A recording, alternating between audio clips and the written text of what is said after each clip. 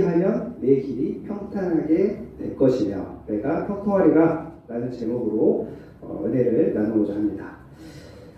살쾡이가 나무 위에 있는 이 다람쥐를 사냥하는 기법이 있다고 합니다. 나무 위에 있는 다람쥐를 살쾡이가 딱 발견하면 딱 째려봅니다.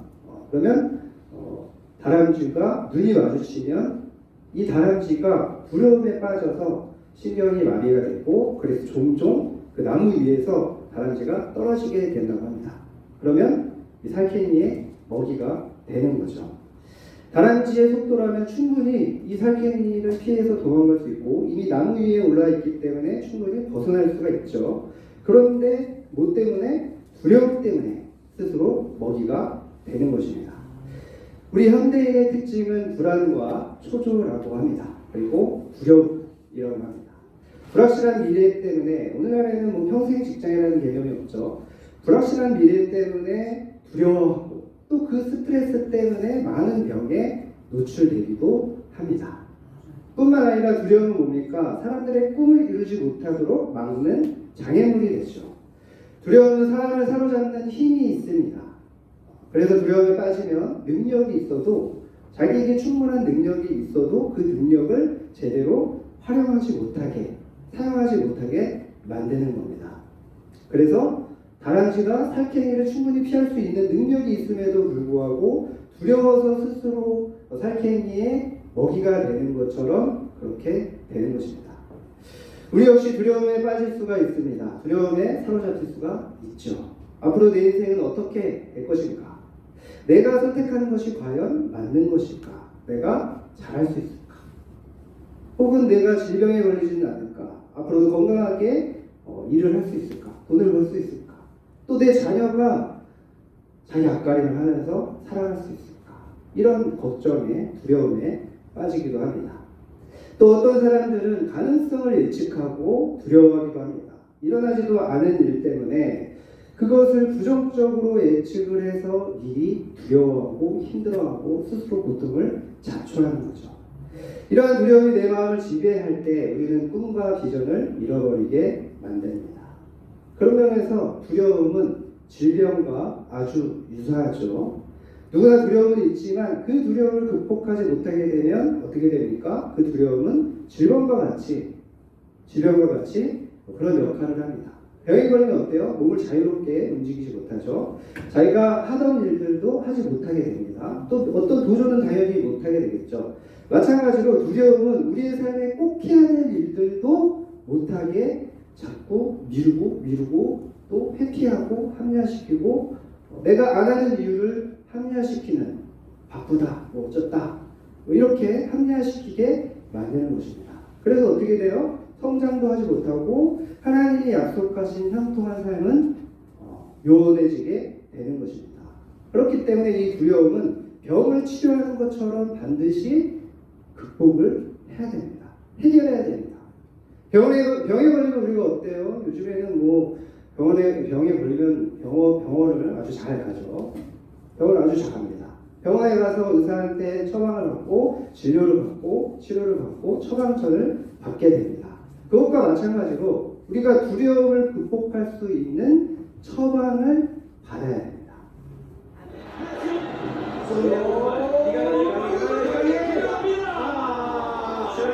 시원하게 안될 실바가 필요해요. 자, 시원해지고 상품 내려가요. 달로 박사는 들어왔습니다. 달로 들어왔어요.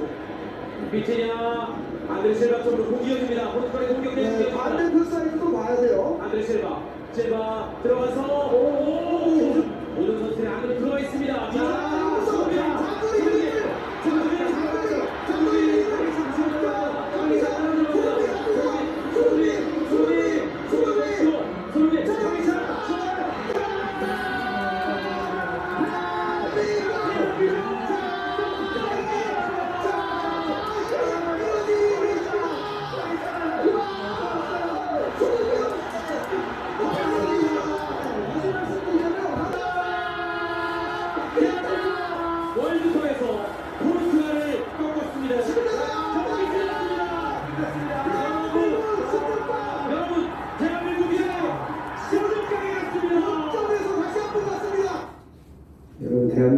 16강이겠습니다.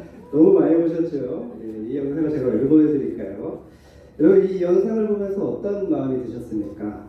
포르투갈이 먼저 골을 넣으니까 어때요? 초조하셨습니까? 두려우셨습니까? 그렇지 않죠? 왜 그래요? 왜 그렇습니까? 결과를 알기 때문입니다. 물론 지금도 보면 흥분되죠. 저희 아버지는 막 이렇게 소리도 지르고 그러셨는데, 그러나 우리가 저걸 보면서 두려워하거나 포르투갈에게 일방적으로 공격을 당하는데도 두려워하거나 불안해하지 않았습니다. 또 이 경기는 사실 굉장히 정말 기적이었어요. 기적 중에 기적이었습니다. 우리나라가 경기를 이긴다고 올라가는 것이 아니라 이 우루과이와 가나의 경기에서 결과가 굉장히 중요했어요. 이미 우루과이가 이 두 골을 넣었기 때문에 한 골만 더 넣어도 우리나라는 떨어지는 거였습니다. 그리고 저쪽은 루즈 타임을 추가 시간을 8분이나 줬어요. 더 줬어요. 9분을 넘게 줬습니다. 그 심판이 우루과이가 올라가길 바랬었나 봐요. 우리나라가 포르투갈을 이겨도 떨어질 수 있는 상황이었죠. 그래서 저는 사실 그 경기 이제 우리나라 경기가 끝나고 한 8분 정도 남았는데 그때가 더 많이 떨렸어요. 더 많이 떨렸습니다. 그런데 지금은 영상을 봐도 어떻습니까? 아주 기분 좋은 흥분은 있지만 두렵거나 초조하지 않습니다. 보고 또 보고, 그죠? 보고 또 보고, 옛날에 유행했던 드라마처럼 보고 또 보고 싶은 그런 영상이에요. 뭡니까? 왜 그렇습니까? 결과를 알기 때문입니다. 자, 오늘 읽은 여호수아서는 모세라는 그런 위대한, 정말 이스라엘의 가장 위대한 지도자 중에 한 명이죠. 이 모세라는 위대한 지도자가 죽은 후에 여호수아가 그 뒤를 이어서 하나님께서 주시기로 약속하신 그 가나안 땅에 들어가서 싸워서 그 족속들과 거인 족속들과 싸워서 정복해가는 그런 내용입니다. 여러분 모세 잘 아시죠? 모세가 어떤 사람이었어요? 모세는 노예였던 이스라엘 백성들을 당시 최강국이었던 애굽이라는 나라에서 그 왕과 단판지어서 구원해낸, 정말 피 한 방울도 흘리지 않고 완전히 불가능한 그런 일들을 이뤄낸 사람이었습니다. 모세가 10가지 재앙을 보여줬죠. 그 자체만으로도 그 당시에는 모세는 거의 신처럼 여겨졌을 거예요. 또 홍해 바다를 모세가 기도하니까 어떻게 됐어요? 바다를 백성들이 걸어서 건너갈 수 있게 해줬습니다. 저는 그거를 지금도 가끔 상상하면 굉장히 아름다워요. 우리가 그 아쿠아리움이라고 그러네요. 거기 가면 얼마나 아름답습니까? 천연 아쿠아리움을 이미 이스라엘 백성들은 원정격으로 구경을 했습니다. 옆에 이렇게 물벽이 세워져서 그 길을 지나갔죠. 그 고기들이 깜짝 놀랐을 거예요. 이게 뭐야? 길이 없어졌어? 막 이러면서 깜짝 놀랐을 거예요. 그런 놀라운 일을 행했습니다. 또 모세가 기도하면 아무것도 없는 광야 땅에서 하늘에서 만나가 내렸어요. 메추라기가 막 몰려왔어요. 고기 먹고 싶다고 하니까 메추라기가 새가 막 몰려와요. 또 물이 없어서 목말라서 힘들어하면서 불평하니까 기도하니까 어떻게 돼요? 그 아무것도 없는 광야 땅에서 반석에서 물이 터져 나왔습니다. 또 모세에게 반역한 사람들을 하나님이 땅을 갈라지게 해서 그 반역한 사람들을 죽게 만들었습니다. 그런 모세의 위대한 모습을, 대단한 모습을, 상상할 수 없는 모습을 여호수아는 40년 동안이나 모세를 수행하면서 바로 옆에서 지켜본 사람입니다. 여호수아가 생각할 때 이 모세와 자기 자신을 비교해 보면 초라해질 수밖에 없어요. 그런 모세를 이어서 이 많은 백성들을 이끌고 전쟁을 하러 가야 되니까 이제 실제로 전쟁을 해야 돼요. 거인들과 싸워서 그들을 물리쳐야 돼요. 그러니까 여호수아는 두려울 수밖에 없었던 것입니다. 이 어마어마한 사명을 앞에 두고 감당해야 되니까 죽을 것 같은 그런 두려움에 떨 수밖에 없었습니다. 도망가고 싶었을 거예요. 혹시 내가 이 백성을 잘못 인도해서 지면 어떡하지? 과연 내가 잘할 수 있을까? 내가 저 가나안 족속 거인들도 즐비한데 왜 그렇습니까? 이 여호수아는 젊었을 때 정탐을 하러 갔던 사람 중에 한 명이었어요. 거인이 많다는 것을 두 눈으로 봤어요. 체험관 같은 사람들이 막 걸어다녀요. 총으로 싸우는 시대가 아니었어요. 이스라엘에 칼도 없었습니다. 격투로 싸워서 이겨야 됐어요. 내가 과연 저 거인들을 이길 수 있을까? 그런 생각이 들었을지 모릅니다. 그러나 우리는 여호수아서를 읽으면서 어떻습니까? 여러분 초조합니까? 두렵습니까? 걱정됩니까? 진짜 하나님이 말씀하신 대로 될까? 그런 생각이 드십니까? 그렇지 않죠? 왜 그렇습니까? 결과를 알기 때문입니다. 그러나 우리는 우리 자신의 미래를 알지 못합니다. 그렇죠? 그래서 불안하고 두렵습니다. 쉽게 도전하지 못하고 쉽게 실행하지 못합니다. 하지만 여러분 반드시 기억해야 될 것이 있습니다. 하나님께서는 모든 것을 다 아신다는 것입니다. 우리의 미래를 아십니다. 그 결과도 아십니다. 그분께서 여호수아뿐만 아니라 우리에게도 동일하게 오늘 본문 말씀을 통해서 말씀하십니다. 두려움을 극복할 수 있는 완전한, 내 사명을 이룰 수 있는, 내 달란트를 활용할 수 있는 완전한 처방전. 자, 하나님께서 결과를 주실 것을 강력하게 약속하셨습니다. 내 길이 평탄하게 될 것이며 내가 형통하리라. 어떻게 할 때? 말씀을 주야로 묵상할 때, 그리고 실천할 때. 그러면 어떤 분들은 이렇게 생각할지 모릅니다. 모세는 대단한 사람이니까 그렇게 됐지. 그렇죠? 우리가 성경 보면서 그런 생각 참 많이 하죠. 다윗은 대단한 사람이니까, 바울은 대단한 사람이니까, 나와 다른 사람이니까 그렇게 생각을 많이 합니다. 어떨까요? 여호수아는 어떻게 생각했을까요? 여호수아도 우리랑 똑같은 생각을 했을 거예요. 모세는 대단한 사람이니까 하나님이 함께 하신 거지, 나는 아닐 거야. 모세하고 나는 달라. 이런 생각에 도망가고 싶은 그런 심정이었을 것입니다. 여러분 정말 그럴까요? 모세가 정말 그렇게 대단한 사람이라서 자신과 여호수아 자신과 다를까요? 그렇지 않습니다. 여러분 모세는 그렇게 대단한 사람이 아니었어요. 물론 모세는 애굽의 왕자로 자랐죠. 그래서 자기가 교만했습니다. 내가 이스라엘 백성들을 구원할 수 있으리라 이런 마음을 가지고 막 이제 나섰어요. 싸우니까 막 나섰어요. 애굽의 병사가 이스라엘 사람들을 막 괴롭히니까 그 애굽 사람을 쳐서 죽였습니다.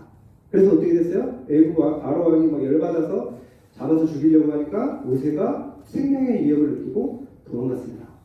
미디안으로 도망갔어요. 시골로 도망간 거예요. 애국 사람들이 쫓아오지 못하는 아주 멀리 도망간 겁니다. 그래서 어떻게 됐습니까? 무려 40년을 양떼를 치는, 시골에서 양떼를 치는 사람으로 살아왔습니다. 그죠? 자기가 가지고 있는 왕자로 자라면서 배웠던 학문, 그런 어떤 전쟁도 이런 거겠죠. 그 당시에는 그런 것들을 전혀, 자신의 달란트는 전혀 활용하지 못하고 무려 40년을 잡힐까봐 무서워서 숨어서 시골에서 양을 치고 살았어요. 수십 년. 하나님이 사명을 주실 때도 어땠습니까? 모세는 계속해서 거절했어요. 하나님, 저는 말이 부족한 사람이에요. 저는 부족한 사람이에요. 그래서 나중에 하나님이 막 뭐라 그러잖아요. 그렇죠? 분노하시면서 그냥 해. 거의 이런 내용이죠. 그렇죠? 그냥 해, 좀 해. 내가 말 못해? 알고 붙여줄게. 이런 내용이에요. 그 내용을 실제로 잘 보면. 그렇죠? 모세도 우리와 똑같은 두려움이 많은 사람이었을 뿐입니다. 그렇죠? 모세가 했던 모든 대단한 일들은 다 뭐예요? 모세가 하는 것이 아니라 하나님이 모세에게 주신 능력입니다. 성경에 나오는 위대해 보이는 모든 믿음의 선진들은 다 똑같습니다. 아브라함이 믿음의 사람이라고요? 아니요. 아브라함은 믿음이 그렇게 좋지 않았어요. 그렇죠? 살아남기 위해서 부인을 팔아먹었습니다. 누이로 속이고. 그렇습니다. 하나님께서 함께 하시면 다 되는 거예요. 하나님과 동행하면 무엇이든지 우리는 할 수가 있습니다. 그래서 하나님께서 여호수아에게 약속하신 거예요. 여러분, 모세가 죽어서 여호수아를 떠났습니다. 여호수아는 모세를 정말 많이 의지했을 거예요. 그렇죠? 아버지 같은 사람이었을 거예요. 모세가 믿고 열심히 살았어요. 그런데 모세는 죽어서 여호수아를 떠났습니다. 여러분, 그렇습니다. 아무리 좋은 사람일지라도 언젠가는 우리 곁을 떠날 수밖에 없습니다. 그러나 모세와 함께 하셨던 하나님은 영원히 살아계셔서 우리와 함께 하실 것을 약속하십니다. 내가 너와 함께 하겠다. 모세와 함께했던 것처럼 내가 너와 함께하겠다. 그러니 걱정하지 말아라. 두려워하지 말아라. 나를 믿고 실행하라. 여호수아에게 영원히 함께 하시겠다고 약속하신 하나님께서 오늘 저와 여러분에게도 동일하게 말씀하심을 믿으시기를 바랍니다. 여러분과 영원히 함께 하시는 하나님과 동행하며 그 하나님을 믿고 의지하시기를 주님의 이름으로 축복합니다. 자, 그러면 하나님이 함께 하시기만 하면 될까? 뭐든지 다 될까? 아니죠. 하나님의 말씀에 내가 순종하는 수고를 해야 됩니다.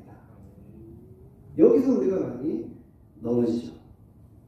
여기에서 달라지는 거예요. 인생이. 모세가 행동했던 비결은 딱 두 가지였어요. 하나님이 모세와 함께 하셨고 모세가 하나님의 말씀에 순종했습니다. 그것밖에 없어요. 성경 한번 계속 100번 읽어보세요. 그것밖에 없습니다. 여호수아가 행동할 수 있는 비결 역시 모세처럼 하나님의 명령에 순종하는 것입니다. 그래서 하나님의 말씀을 묵상하고 실천하라고 명령하십니다.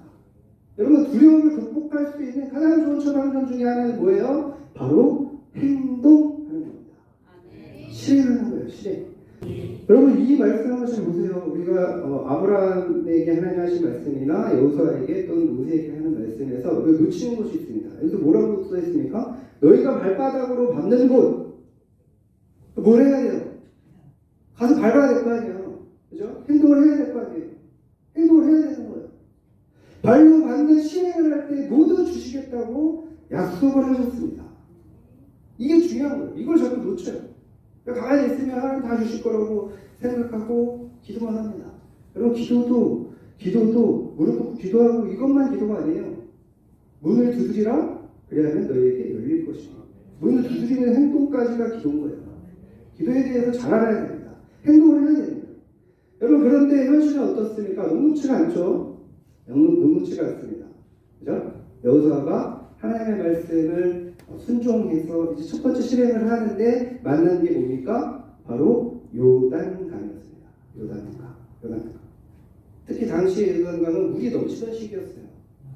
물이 넘치던 시기였습니다. 도저히 건너갈 수 없는 시기였어요. 뭐 건강한 성인이 수영으로는 넘어갈 수 있겠죠. 뭐 한강보다 넓을까요? 그건 제가 자세히 조사해보지 않아서 잘 모르겠습니다. 한강도 수영으로 넘어가잖아요. 건강한 사람들은. 그런데 수백만 명 여인과 노인과 아이까지 데리고 그곳을 건너갈 수는 없는 거예요. 그래서 도저히 건너갈 수 없는 상황이었어요. 첫 번째 만난 상황은 뭐예요? 요단강. 이 요단강은 인간적으로 도저히 불가능해 보이는 그런 난간처럼 보였습니다. 그렇죠? 그래서 하나님께서 이스라엘 백성들에게 이렇게 말씀해요. 너희가 이전에 이 길을 지나오지 못하였습니다. 그죠? 가보지 못한 길이에요. 여호수아와 이스라엘 백성들은 가보지 못한 길을 가야 됩니다. 너무나 큰 난관에 부딪혔어요. 실천했는데 막 풀려야 되는데 안 풀려. 요단강을 만났네. 그죠? 당연히 두려울 수밖에 없는 상황이죠. 그때 하나님께서 여호수아와 이스라엘 백성들에게 명령하신 것은 뭐였습니까? 요단강을 발로 밟으라는 것이었습니다. 3장 13절에 읽겠습니다. 시작.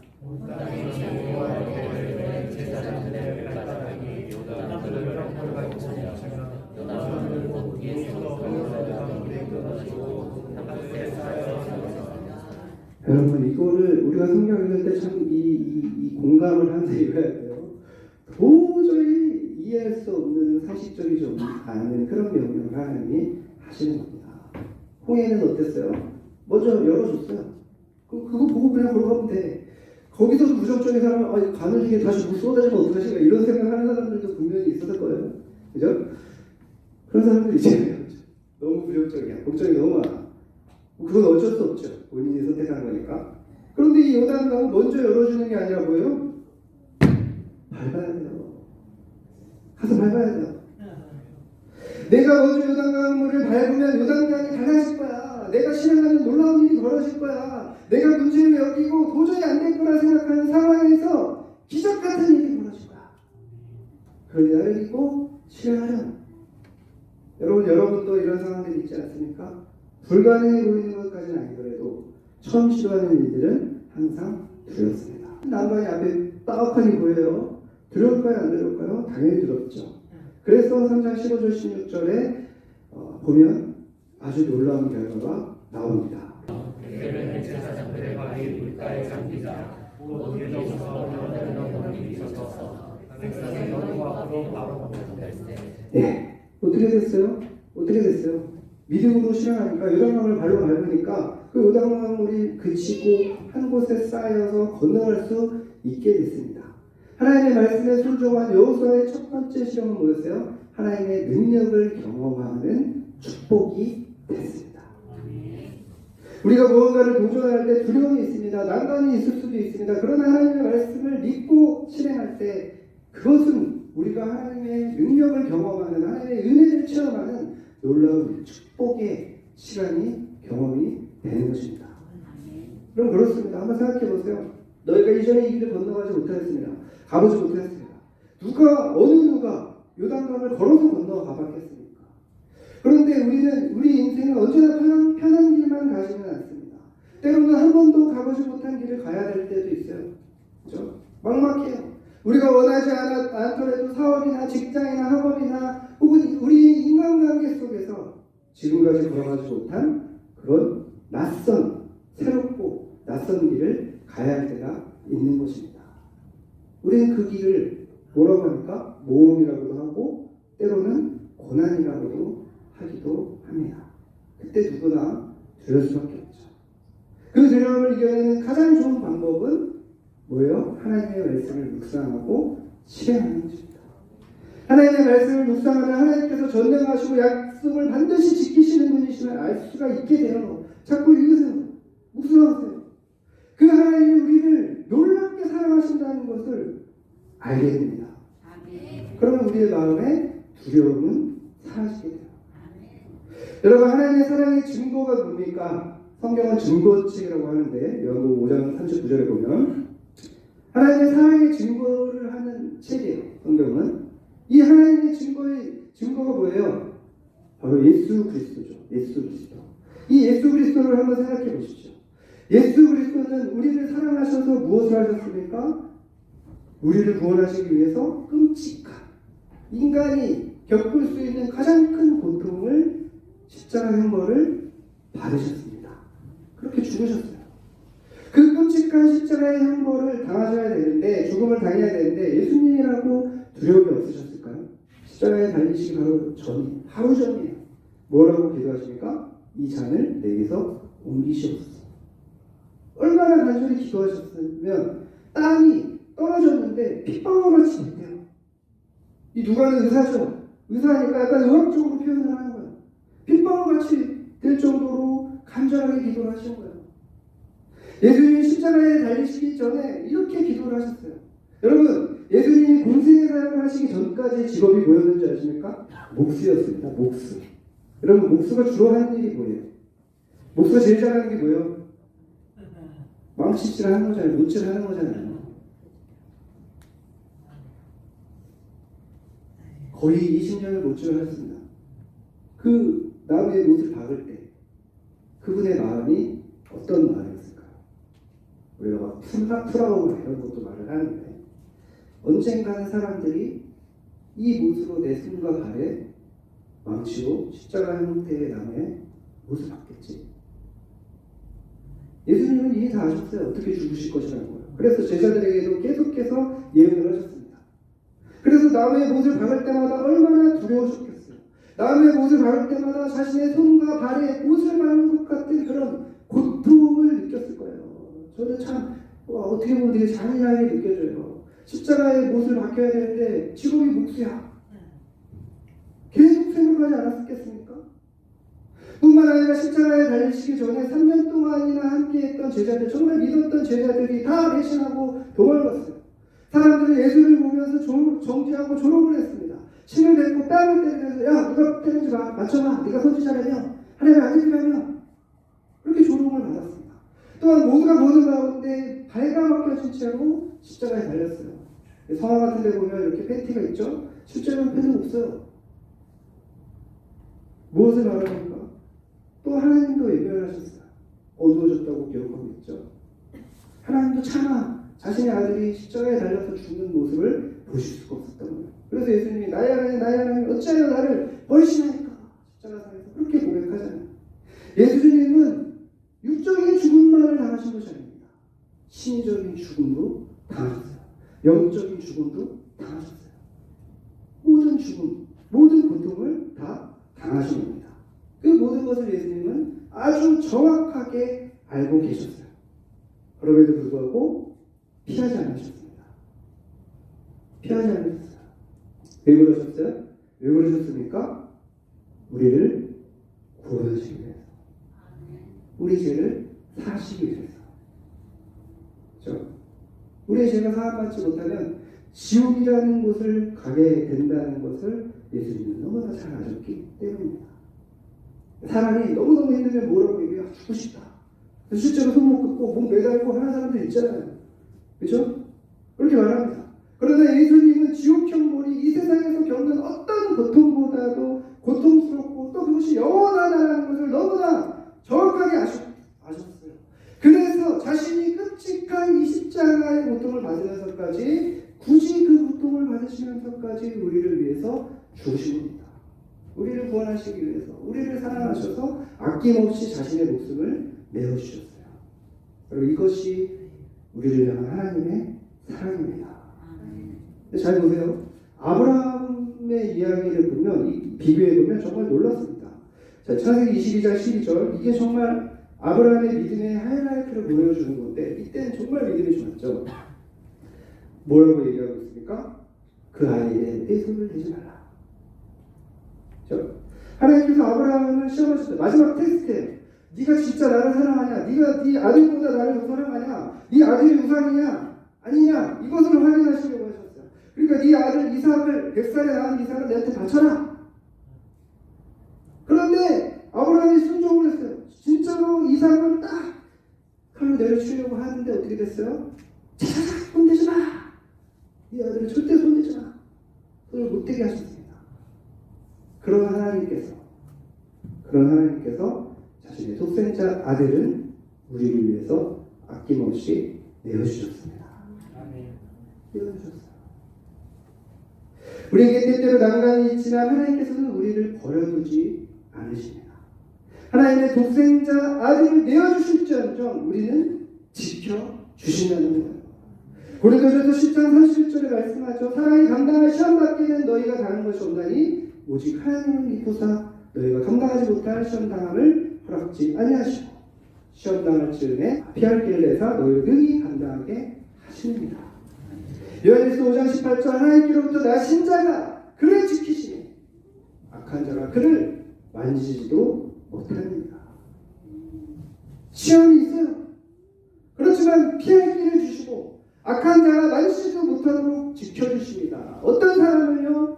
예수 그리스도를 믿는 사람들이에요. 그렇죠?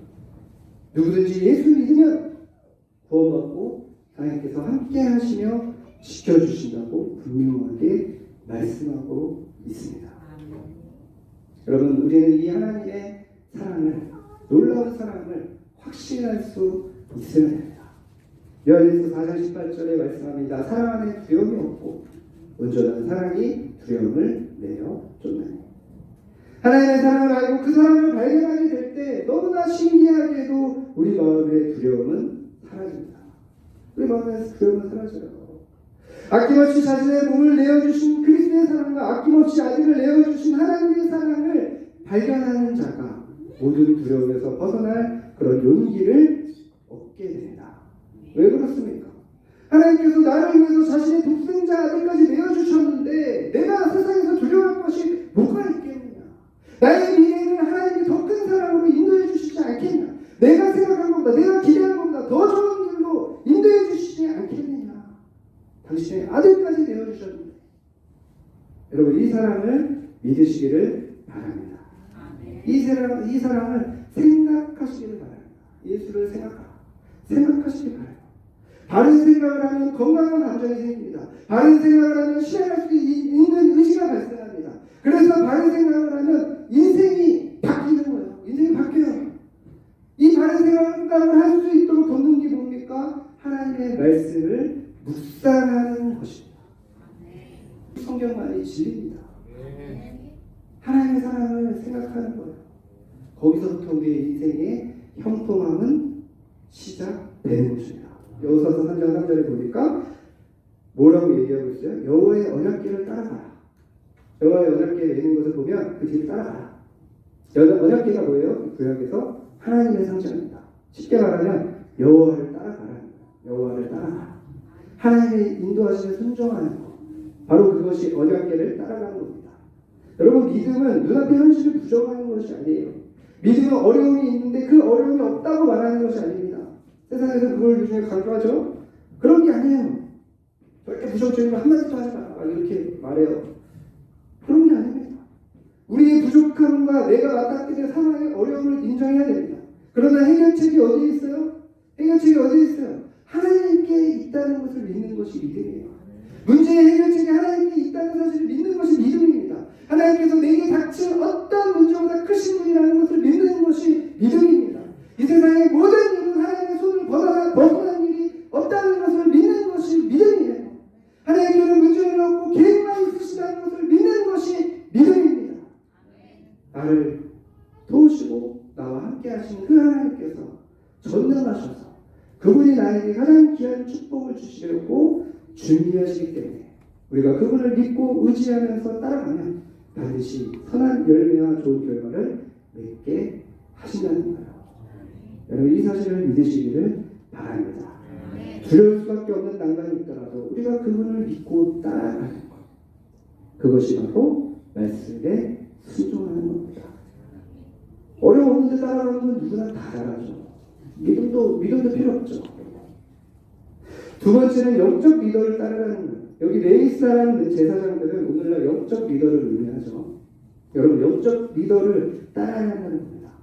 여러분에게 말씀을 가르치고 양육하는 영적 리더가 있어야 돼요.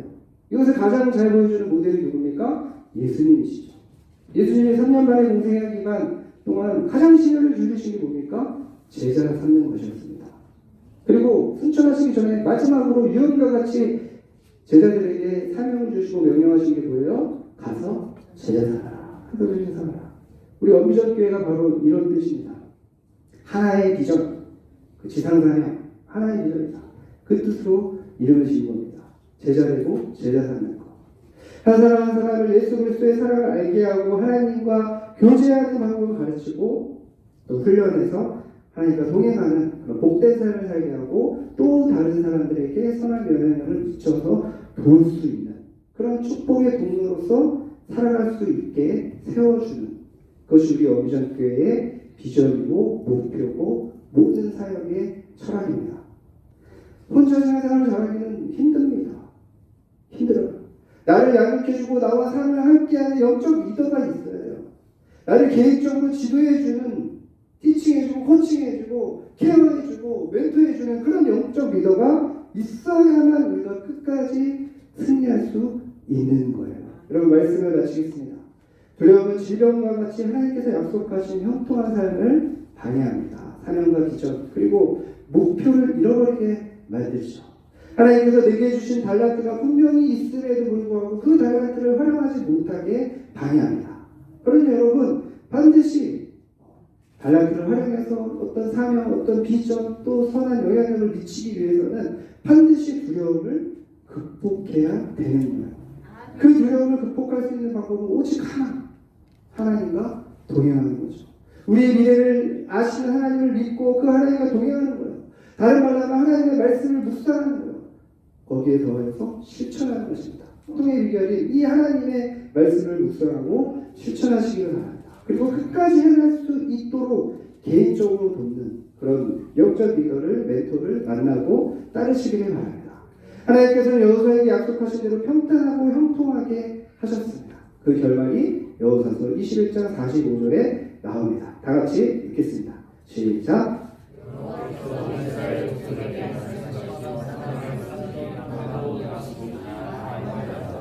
아멘.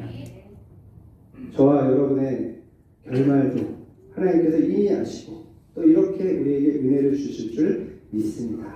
하나님의 말씀을 묵상하고 실천하고 또 영적 리더를 따름으로 끝까지 하나님 안에서 승리하고 또한 형통한 삶을 살아가는 저와 여러분 되시기를 주님의 이름으로 축복합니다.